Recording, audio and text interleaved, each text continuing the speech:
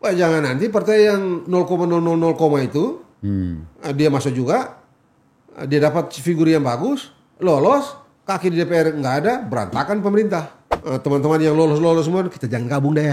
Kita sini aja deh, biar dia pemerintah sendiri sana tuh. Nggak apa-apa kan ini presidensial, biar lu perintah aja dah. Sejarah pemilu adalah sejarah cukong, sejarah konglomerat, sejarah oligarki menempatkan orang memerintah. Yes. Ada 17 undang-undang. Itu sebabnya saya cukup yakin bahwa ya memang pemilu yang begini-begini ini pemilu pekerjaannya para oligarki.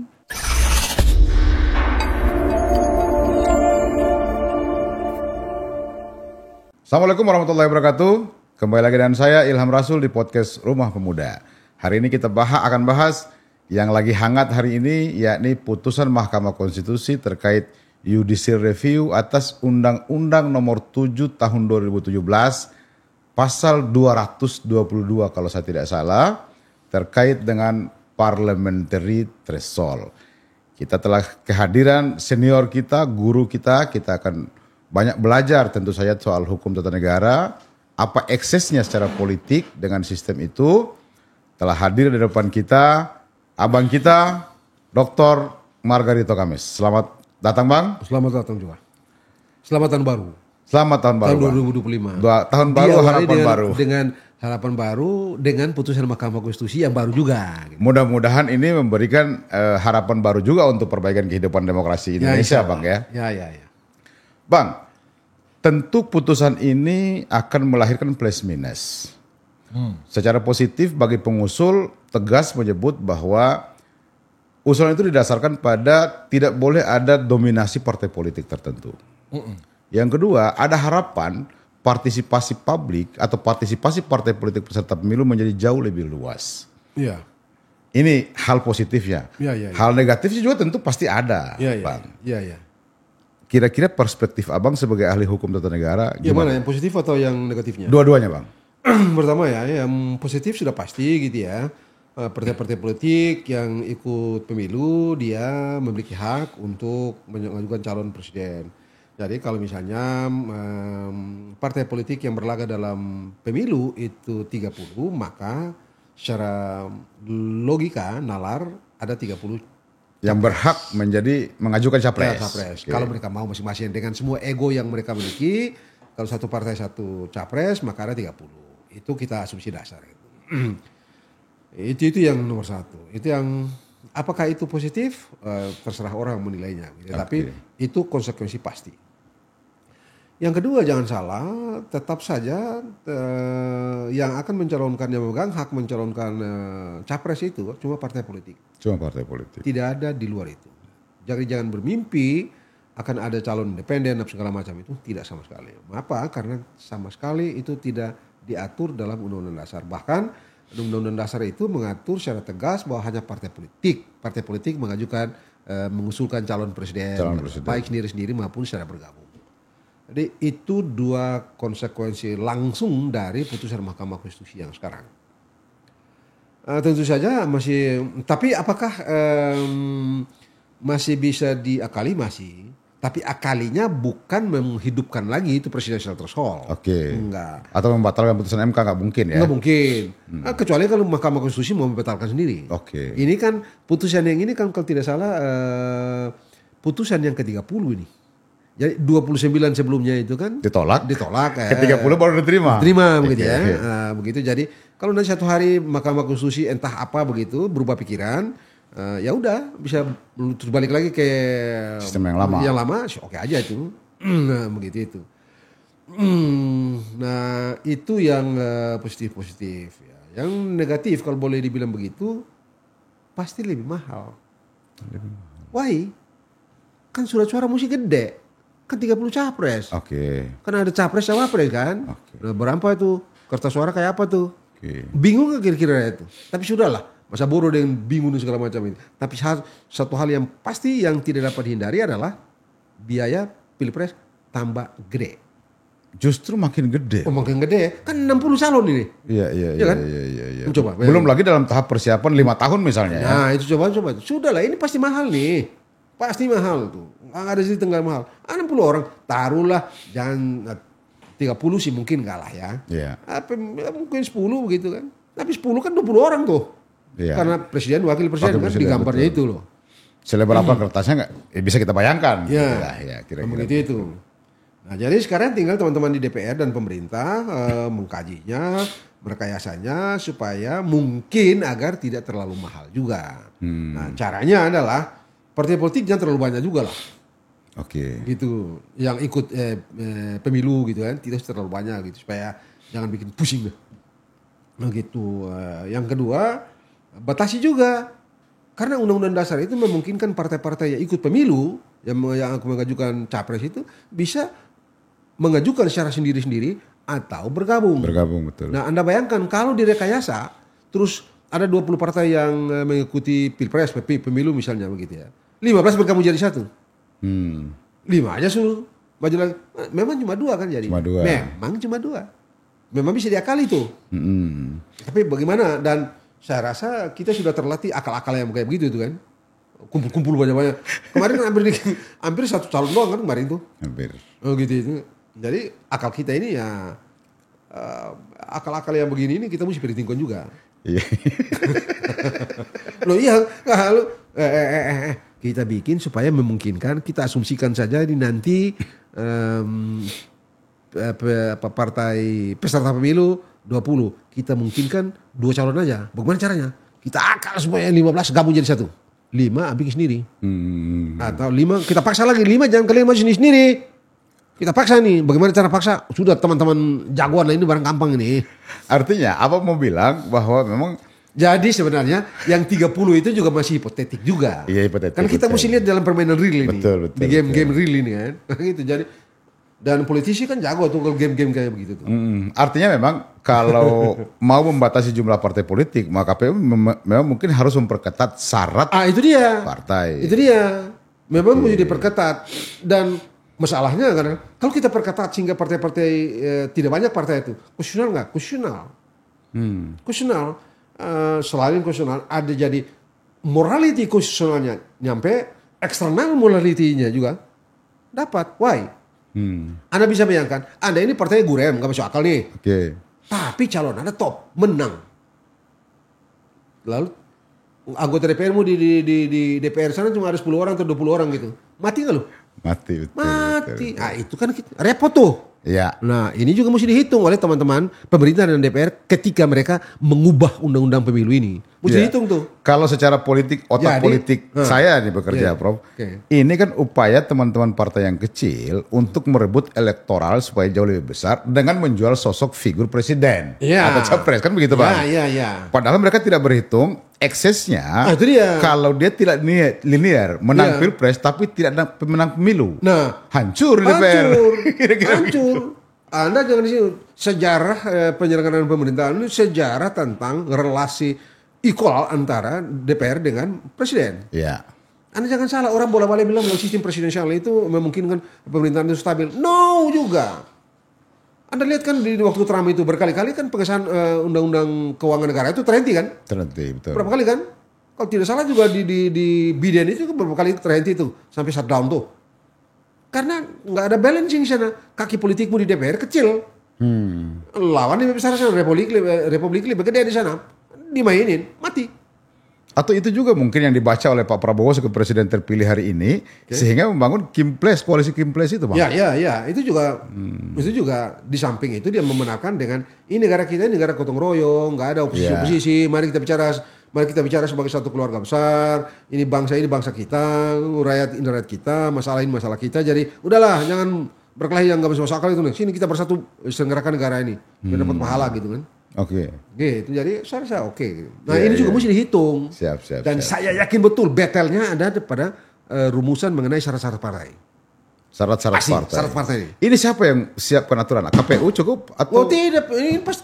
Oh enggak. Di undang-undang? Di undang-undang. Oke. Nah teman-teman DPR ini kan sebentar lagi nih. Ya. Kan saya udah baca tuh mereka lagi punya gagasan untuk membuat undang-undang politik itu dalam satu undang-undang. Satu Omnibus paket. gitu, satu paket. Jadi undang-undang partai, undang-undang segala macam digabung jadi satu. Oh kayak Omnibus Law. Omnibus Law-nya politik gitu kan. Nah mereka mesti hitung yang ini nih. Perketat itu syarat partai politik. Wah, jangan nanti partai yang 0,000 itu dia masuk juga, dia dapat figur yang bagus, lolos, kaki di DPR nggak ada, berantakan pemerintah. Teman-teman yang lolos semua, kita jangan gabung deh. Kita sini aja deh, biar dia merintah sendiri sana tuh. Nggak apa-apa kan ini presidensial, biar lu perintah aja dah. Nah, jalan 2 bulan, ada deh mismanagement. Misalnya kan, mismanagement kan kualifikasinya dalam tata negara itu perbuatan tercela. Oke. Out. Sejarah pemilu, sejarah impeachment adalah sejarah dominasi dan atau sejarah keseimbangan kekuatan politik presiden dengan DPR. Kalau presiden demokratnya penuh ada di Senat dan atau House of Representative, aman kau. Oke. Kalau demokrat kau di DPR sana, Republik yang dominasi, mampus. Saling ganjal pasti. Ganjal itu. Dan memang sudah nature politik yang memang begitu kok. Walaupun selalu ya, bisa dikompromikan gitu ya. Tapi dalam sejarahnya memang begitu. Ada yang kadang-kadang bisa dikompromikan, ada enggak. Iya.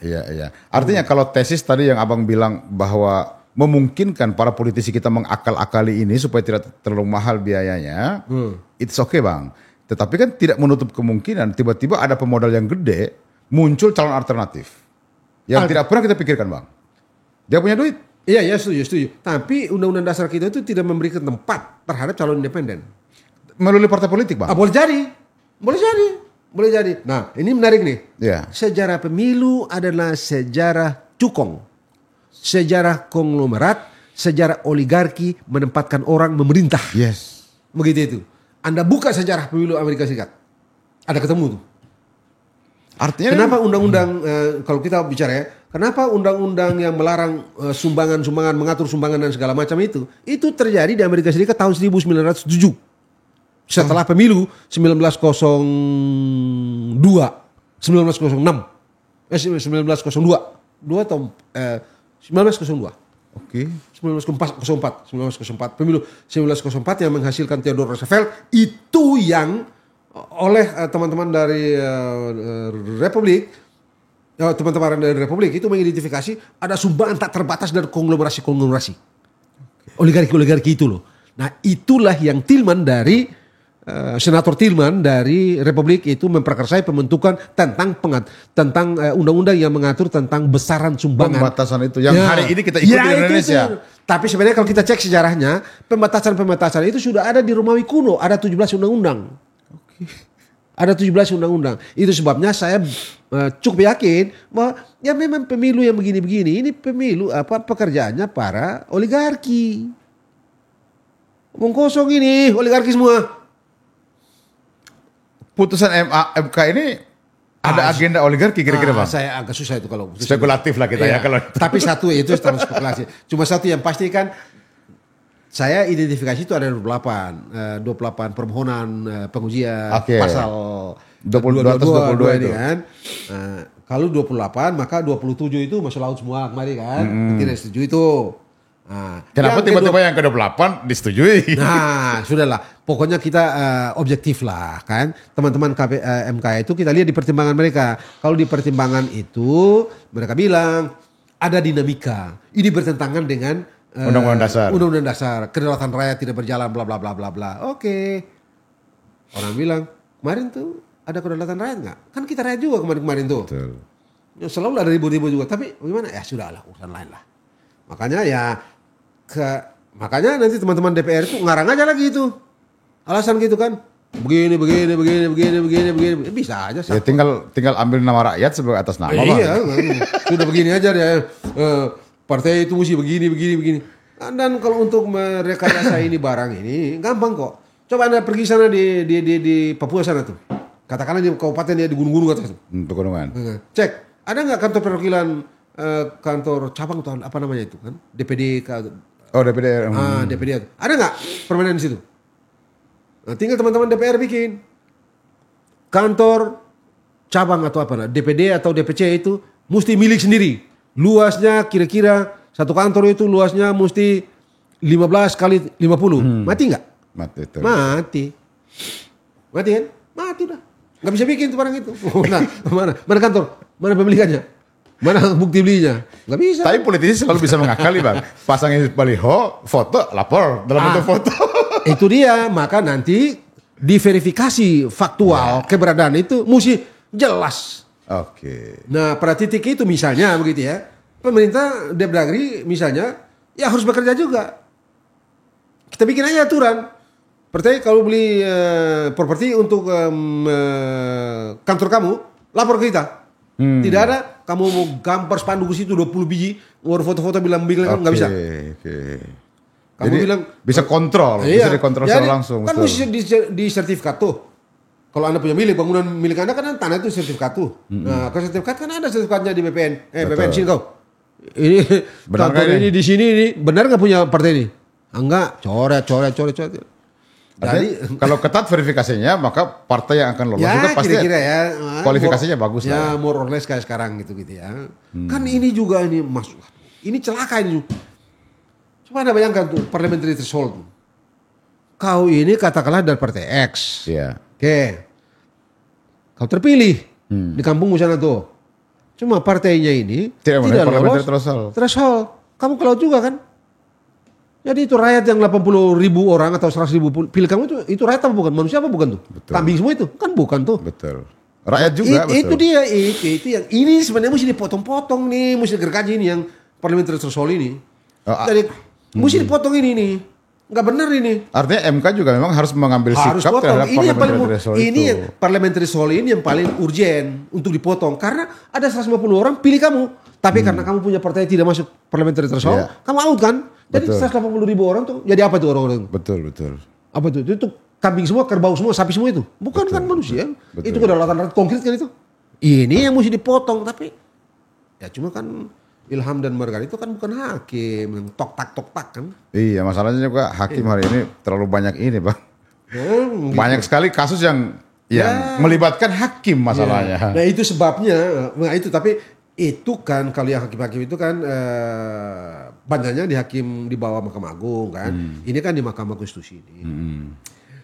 Nah, di sistem ini memang di batas tertentu itu kita menyerahkan nasib kita itu pada Mahkamah Konstitusi. Coba, 28, kalau saya identifikasi 28, 27 masuk laut. Masuk laut, betul. 28 baru lolos. Kan dia tuh Mahkamah Konstitusi itu. Ya kan? Coba, apa kira? Sudah begitu, kita pakai presidensial. Itu kalau di bidang judicial di bagian tertentu. Di bidang sistem presidensial. Di presidensial baru kita kan tidak lagi punya GBN kan? Kan? Hari kau sendiri yang tentukan kan? Kau sendiri yang tentukan mendefinisikan bangsa ini ke kanan, ke kiri, naik, turun, tengah, segala macam. Kamu. Tidak ada GBN, kamu sendiri kan? Mimpi-mimpi, pulang, duduk-duduk di sini, cerita sama kawan-kawan. Kita ini mesti begini nih. Besok, bikin ini. Rubah yang ini. Rubah ini. Iya kan? Dan itu yang terjadi hari itu ini. Terjadi kan. Karena presidensial system. Karena itu seringkali saya di MPR saya bilang, presidensial system itu sama dengan kita memberikan seluruh hal bangsa ini definisikan sendiri oleh presiden. Apalagi karena kita tidak punya GBN. Karena itu saya desak untuk bikin GBN. Agar kita masih bisa berkompromi dengan semua kekurangan gitu kan. Oke. Sekaligus, kalau kita bikin GBN itu dalam pikiran saya, ya agak spekulatif, agak ideologis sedikit. Ya kita ini kan bangsa gotong royong, bangsa musyawarah mufakat. Jadi kita bicara begitu baru kita begini deh. Bukan Anda sendiri dong yang tulis. Betul. Sama seperti yang founder fathers kita lakukan. Nah, itu dia. Itu dia benar itu yang bapak-bapak yang pendiri bangsa ini yang bikin Undang-Undang Dasar 1945 dulu itu benar tuh cara pandangnya. Begitu. Dan Anda jangan lupa loh ya. Ini kan orang-orang bilang itu kan tipikal negara komunis, perencanaan segala macam. Anda tahu nggak? Dari tahun 1917 itu namanya Walter Rathenau itu sudah menghendaki pembangunan terencana. 1932 ketika terjadi Great Depression itu mereka rencana. Penanganan ekonomi, penanganan kehidupan direncanakan semua. Itu yang dikenal dengan kelak orang kenal dengan New Deal, First New Deal dan Second New Deal. Dan orang lalu mengenal istilah 100 hari pertama, 100 hari kedua. Itu kan dibikin oleh Roosevelt, Franklin Delano Roosevelt. Karena dia rencanakan pembangunan itu. Memang kalau tidak direncanakan tidak masuk tiba akal, Bang. Tiba akal deng. Ya kalau kita berdua koncokan, bikin ini, bikin ini. Margarito, lu bikin ini. Oh baru saya pidato seolah-olah serius gitu kan. Padahal kan Kong Lars yang suruh. Iya. Nah, kan Anda udah lihat ya. Sedih dulu ribut-ribut kan. Iya. Cuma satu tuh. Tapi bukan itu, kita nggak bicara soal itu lah. Oke. Ada pernyataan yang menarik dari anggota Komisi 2 Bang, saya ikuti tadi di YouTube. Oke. Ahmad Doli Kurnia. Oh iya, kawan itu di mana sekarang? Beliau menyebut bahwa ada yang bertanya bahwa kenapa baru hari ini MK mengabulkan permohonan itu. Beliau bilang, ya ini momennya. Oh, alhamdulillah. Ini beliau kira-kira ingin menjelaskan bahwa ini menjadi agenda atau rangkaian agenda termasuk dari penyampaian Pak Prabowo di hari ulang tahun Golkar. Mengembalikan pilkada. Bagus juga tuh. Kalau begitu, udah di satu paket aja. Pilpres juga DPR. Yes. MPR gitu. Pilkada DPR, Pilpres MPR. Biaya sedikit. Duit kecil. Iya, kenapa nggak sekaligus begitu? Nah itu dia tuh. Jadi teman-teman DPR ini mesti berani juga.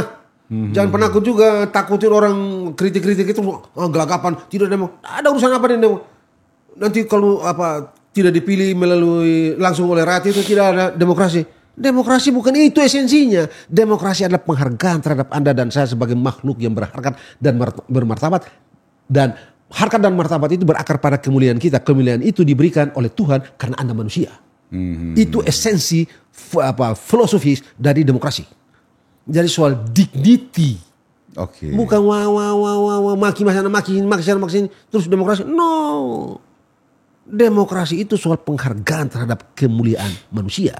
Kemuliaan itu didapat bukan diberikan oleh oleh negara, oleh sistem sosial, tapi diberikan oleh Allah karena kita manusia. Itu esensi demokrasi. Nggak ada urusan tuh.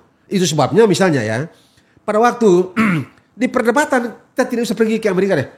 Bukan saja perdebatan di tadi Anda bilang para pendiri bangsa kita yang tahun 45 di PPK itu. Orang bicara pilih langsung atau pilih melalui DPR kok. Ini pasal 6 ini. Coba buka perdebatan di BP MPR. Pak 1 BP MPR. Panitia ad hoc 1 Badan Pekerja MPR. Muncul udah pikiran kok. Bisa langsung, bisa tidak langsung. Begitu. Itu yang melahirkan pasal 6A, ayat 2 dan 3 itu loh. Ada pikiran di perdebatan pada waktu itu. Ada dua yang saling menyangkal. Ada yang menghendaki MPR, ada yang menghendaki pilih langsung. Golkar leading dalam isu pilih langsung. Golkar kan jago tuan itu. Karena waktu itu kan dia kejepit tuh. Jadi supaya disukai orang ini. Dia Golkar kan waduh. Ini pelatih politik nasional ini. Golkar kepala itu. Pelatih kan? Kepala pelatih. Golkar jagoan itu. Jagoan siapa? Waktu jago-jago semua bos. Di BPMPR itu siapa? Ada Puang Andi Matalata. Nah, terus Teo Sambaga. Masih hidup. Masih semua jagoan semua di sana tuh. Kelimpungan tuh orang-orang hadapi mereka tuh. Jago. Saya punya data lembar per lembar percakapan mereka, argumentasi mereka yang mereka sajikan di pas 1 BPMPR tuh. Begitu itu. Jadi demokrasi kan. Untung mereka itu pilih langsung. Tapi komprominya panjang banget tuh. Nah, itu sebagian dari sebab kenapa DPD kita yang kayak begini sekarang. Oke. Karena misalnya nih, Il berkeras pemilihan DPRD, DPR, pemilihan MPR. Saya berkeras pemilihan langsung. Ribut. Oke, Il bilang, oke. Kalau lu mau begitu terus, ya, oke, nggak apa-apa. Gue kemana ada DPD. Il bilang, oke, kalau begitu, gue kemana ada DPD. Apa? Balik lagi ke dulu. Mau tukar menukar tuh. Atau kalau saya mau, kalau Anda tidak mau, oke, saya setuju ada DPD. Tapi DPD-nya aku bikin kayak begini. Gitu itu loh. Jadi buka coba perdebatan itu. Ketahuan. Jadi bukan di situ esensinya. Bahwa kalau pilih langsung itu tidak demokratis. Tidak. Kalau tidak pilih langsung itu tidak demokratis. Pilih langsung baru demokrasi. Omong kosong tuh. Oke. Nggak di situ ukurannya. Nggak ada di situ. Bukan di situ esensinya. Bukan di situ poin strong pointnya. Atau golden pointnya. Bukan itu. Golden pointnya kalau Anda bicara mengenai demokrasi itu adalah bicara mengenai penghargaan terhadap dignity. Bahwa Anda dan saya itu semua orang bermartabat, orang mulia. Tidak peduli kau kribo, kau putih, kau segala macam. Kau dari Papua, kau dari Ternate, kau dari Makassar. Kita ini semua manusia. Punya mulia, hak yang sama. Punya hak yang sama. Depan hukum. Titik. Itu esensi demokrasi. Itulah esensi republik. Nah, Tidak ada yang lain. Ini yang harus dibangun kesadarannya, Prof, bahwa ini bukan ruang sistem tentang demokrasi itu, Ya. tapi kesadaran dari dalam diri sendiri. Begitu Oke. itu. Minum dulu, Abang. Ya. Jadi begitulah. Cuman ya barang ini kan ada manfaat juga. Cuma nanti kita bicara soal lain waktu lain. Siap. Kira-kira efeknya dari putusan MK ini terhadap sistem presidensial apa nih, Bang? Itu tadi kalau walaupun ya tetap saja sih kalau kita lihat politik kita itu setelah presiden terpilih gitu kan, dia punya keleluasan untuk mengambil orang dari mana saja gitu kan. Nah, katakanlah praktek seperti sekarang ini. Caimin itu kan kemarin bersaing berlawan, tapi betul. kan ditarik masuk juga. Ya mudah-mudahan orang itu mau akan datang gitu. Kalau misalnya presiden itu punya calon presiden yang menang itu dia punya anggota di DPR tidak banyak, ya dia mungkin ajak sana ke sini. Mungkin saja orang mau gitu. Iya. Dan saya rasa sih orang mau. Kecuali kalau partaimu betul-betul partai Gurem, udah deh biar aja dia jadi presiden 2 bulan kemudian kita gergaji deh. Gitu-gitu kan. Iya. Apalagi kalau kau sudah memang sombong pula lagi gitu kan. Belagu lagi, gua kecil nih tapi gua jadi presiden nih. Nah, lu belagu. Teman-teman DPR biar aja dia kan dia presidensil, dia punya hak untuk rancang kabinet, biar aja deh. Masuk jebakan 3 bulan kemudian udah, wah dia begini ngarang-ngarang tuh alasan tuh, ya kan? Mismanagement itu masuk dalam kualifikasi perbuatan tercela, impeach, bubar deh. Begitu, jadi mesti pintar-pintar juga ini, jangan kita senang dulu. Ini kan ada ruang yang luas atau ruang yang besar bagi partai-partai untuk melibatkan diri dalam pilpres ini, Bang. Ya. Kalau partai masih kondisi dalam tanda kutip masih seperti hari ini, Bang. Yes. Saya sebagai orang yang tidak terlalu paham ke dalam seperti Abang, saya tidak melihat ada sesuatu yang menarik di dalam partai. Yang justru menarik itu adalah orang-orang yang memakaikan baju partai tertentu. Kan ini yang dirasakan sama masyarakat hari ini, Bang. Iya. Saya setuju. Dalam kondisi itu, apa yang perlu dipersiapkan partai? Karena partainya harus marketable, Bang. Kalau tidak, percuma dia berdiri. Kalau sekedar jual calon. Iya, itu dia. Cuman masalahnya ini pada akhirnya kan dipandu oleh orang itu gitu ya. Kan kalau orang itu tidak punya komitmen yang kuat terhadap partai politik, maka dia akan jual tuh partai politik kan, dengan segala macam alasan gitu kan. Wah, pakai baju dulu segala macam. Ya, sudahlah, saya tidak mau bicara terlalu jauh karena saya bukan politisi, tapi saya rasa apa yang diakui oleh PDIP bahwa presiden kita selama 10 tahun itu tidak terlepas juga dari kami begitu kan. Saya kira itu bermakna luar biasa dan rasanya memang mesti dikenali betul itu pernyataan itu. Apa ya kira-kira pesan eksplisit menurut Abang? Kalau ya kan sekarang ini orang marah-marah semua sama mantan presiden kita ini kan. Iya. Begitu itu. Lalu keluarlah pernyataan dari PDIP bahwa ya kami ikut bertanggung jawab terhadap itu. Nah ini menurut saya ini ada relevansinya dengan apa yang Anda bilang itu tadi. Yeah. Kalau Anda menemukan orang yang top seperti Mr. Prabowo ini presiden kita ini kan, ya top tuh. Yeah. Tapi kalau Anda menemukan yang lain, kan partai yang itu sebabnya kalau Anda bicara sejarah politik, itu sejarah partai politik dan politik ini, ya, orang-orang jagoan ini, George Washington, John Adams,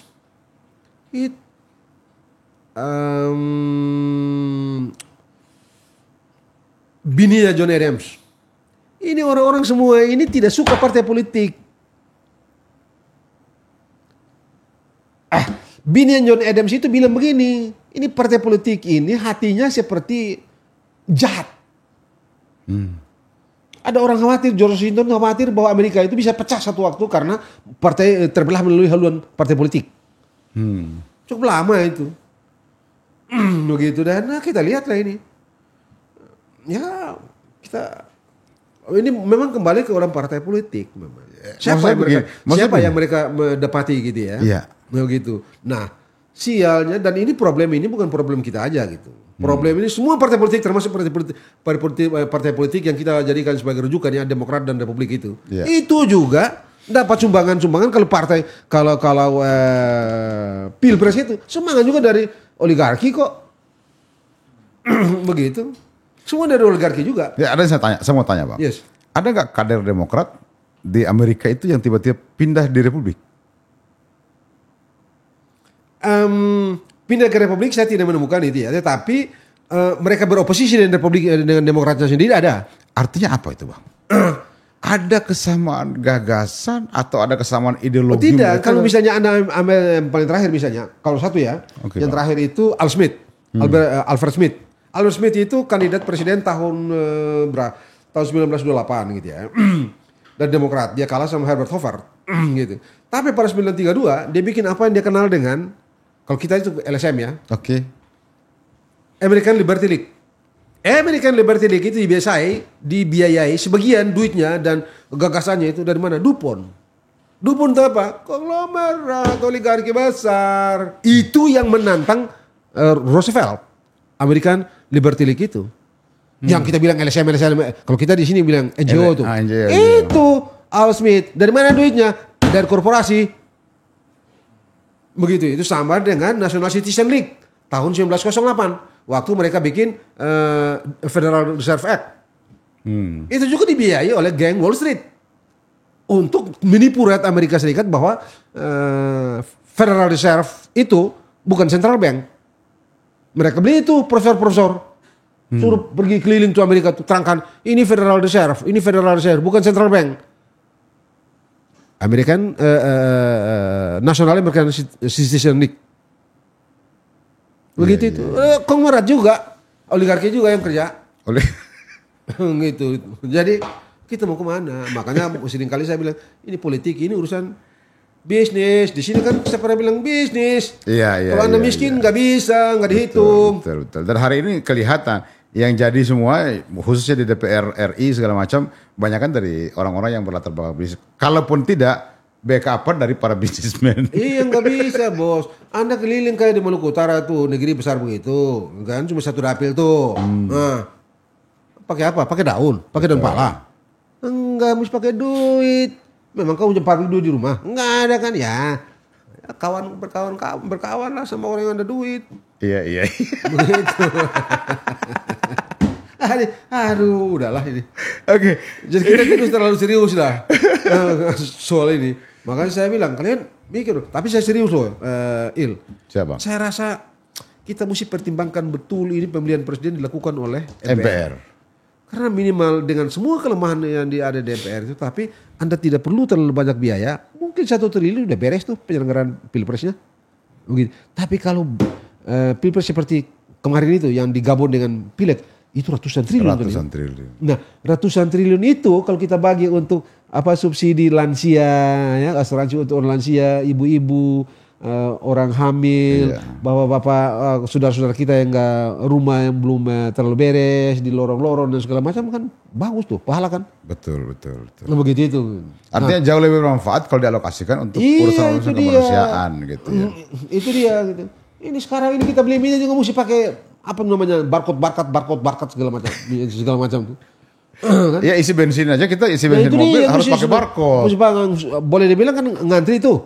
Boleh begitu tanpa pangkat nggak bisa. Memang kita bukan warga negara, padahal di minyak itu ada pajak juga gitu kan. Betul. Bagaimana coba? Jadi kita mesti logis juga berpikir ini. Iya. Katakanlah gitu ya, biaya pilpres itu katakanlah 100 triliun. Sementara kalau kita melalui DPR paling 1 triliun. Maka ada 99 triliun. Waduh, bagi berapa banyak itu? Betul. Papua masih begitu gitu ya. Dan segala macam yang lain. Jakarta ini jangan lihat kita di Pondok Indah. Jangan lihat ini. Coba pergi ke belakang sana tuh. Yang di lorong-lorong tuh. Masih parah juga kan. Betul. Jadi kita logis aja deh. Kalau saya begitu sih. Makanya menurut saya memang cobalah kita serius mempertimbangkan pemilihan presiden dilakukan melalui MPR itu. Bahkan juga pemilihan pilkada, pemilihan kepala daerah dilakukan oleh DPR. Karena kalau pemilihan kepala daerah dilakukan oleh DPR misalnya, 10 miliar itu gede banget tuh. Iya. Nah, kalau sekarang 200 miliar, Maluku Utara itu 200 miliar, padahal daerah miskin. Pertama dari sisi biaya murah Bang. Murah. Yang kedua seleksi kepemimpinan juga lebih terukur gitu kan. Kita bikin juga sistem supaya kita mendapatkan orang-orang yang betul-betul dia punya wawasan kebangsaan yang bagus, dia punya kepekaan sosial yang bagus dan lain-lain yang bagus gitu kan. Jangan kayak selama ini. Memang waktu kampanye buka pintu kaca mobil kan. Habis sudah menang, tutup. Kan repot tuh. Jangan kan nyapa. Buka kaca mobil lu nggak mau gitu ya. Nah, itu kan ya ini barang mari kita timbang yang benar ya. Iya. Kalau saya gitu ya. Siap. Karena itu tadi itu daerah sudah minus keluaran itu manusia duit sebesar itu ngapain? Jawa Timur kemarin berapa banyak itu? Jawa Barat berapa banyak itu? Apakah orang Jawa Barat semua punya keadaan kehidupannya di atas rata-rata? Iya. Anda bisa bayangkan kalau 200 miliar bisa keluarkan biaya pilkada itu. Berapa yang kita bisa bikin untuk kita siapkan puskesmas gitu ya. Sehingga ibu-ibu kita yang di kampung-kampung yang dengan segala macam keterbatasan bisa terjangkau. Betul. Kita siapkan obat, kita siapkan dokter ahli segala macam. Anda jangan lihat di Jakarta ini dokter ahli Ada banyak. jaminan stok pupuk bagi petaninya. Pupuk nih. Pupuk ini. Tadi saya tanya pupuk. Saya suruh tanya pupuk. Ini hampir 2 tahun kita susah cari pupuk di Ternate, di Ternate dan di Morotai sana, Tobelo, Halmahera di Kabupaten Morotai dan Kabupaten Halmahera. Susah. Baru kira-kira 2 minggu saya dapat berapa karung tuh. Tadi saya suruh cek, gak ada lagi. Coba. Pupuk. Iya. Memang pemerintah mesti hadir untuk urusan-urusan vital masyarakat. Iya, pemerintah ini dibikin untuk urus manusia. Apa memanusiakan manusia? Betul. Urus perutnya, urus kesehatannya, urus sekolahnya. Begitu. Jangan cuma bikin itu jalan layang itu orang-orang. Tapi ada yang menarik kemarin, Bang. Ya. Pak Zulkifli Hasan mengumumkan bahwa Presiden telah menegaskan masyarakat boleh menanam sebanyak-banyaknya padi, sebanyak-banyaknya jagung, dengan harga yang telah dipastikan pemerintah. Iya, ini saya kira ini luar biasa, patut diapresiasi. Ya, ini Pak Prabowo ini orang yang punya kepekaan terhadap rakyat kecil luar biasa. Ya. Itu terlihat dari dia punya pidato dari awal gitu dan terlihat dia konsisten begitunya. Nah sekarang tinggal itu kan yang terlihat gitu ya. Nah saya rasa yang mesti betul-betul dipikirkan apa sebenarnya masalah bangsa ini. Yeah. Yang paling besar ini apa masalah sehingga kok ternyata kan presiden bisa tuh dengan dia gitu kan, karena dia mau begitu tuh. Kemarin kan nggak bisa tuh, di masa Pak Harto bisa. Jadi apa sebenarnya kita ini? Jangan-jangan ini semua ini gara-gara konglomerat cari disparitas harga, impor supaya ya kan ada untung tuh. Betul. Kalau impor kan, impor aja deh. Kan beli di sana 10 perak, jual di sini 11 perak, kan ada 1 perak tuh. Iya. Nah, 1 perak itu kalau 2 juta ton berapa tuh? Duit kan itu. Gitu itu. Banyak juga itu. Banyak itu. Nah, betul, Pak Prabowo potong itu bagus tuh. Iya. Gitu. Tapi poinnya adalah dia bisa lakukan itu. Jadi apa masalah ini kita? Apakah rekrutmen kepemimpinan kita yang tidak beres? Ini kebetulan kan dia yang punya kepekaan luar biasa gitu kan.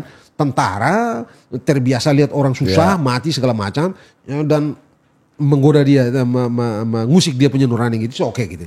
Tapi kalau dia sudah tidak ada, betul. Karena itu kita mesti pastikan bahwa sistem mendapatkan pemimpin itu, kayak tadi Il bilang itu, memang mesti kita atur. Jadi tidak semua orang gara-gara dia punya duit, jadi. Betul. Atau kalau saya konglomerat, oligarki, saya cari orang bodoh. Ya bisa diatur, nggak mungkin cara orang pintar, nggak mungkin, begitu. Karena potensi melawan Bang. Cari orang bodoh jadi presiden, supaya kanan kiri, cari orang bodoh dan pembohong, akal-akal, begitu. Kalau saya banyak duit, karena kalau yang punya karakter nggak bisa diatur Bang. Repot. Ini kalau kayak Mr. Prabowo ini susah nih orang nih, karena dia pintar, baru kepekannya ada gitu kan. Jadi orang kayak begini kan nggak bisa diatur, susah nih. Betul. Saya dengar-dengar ada beberapa hal yang bikin pusing orang juga sekarang ini. Ya. Nah tapi kalau tidak, dan itu tentu saja kasus spesifik gitu kan. Secara umum sebagai orang yang punya duit itu kan urusannya bertambah.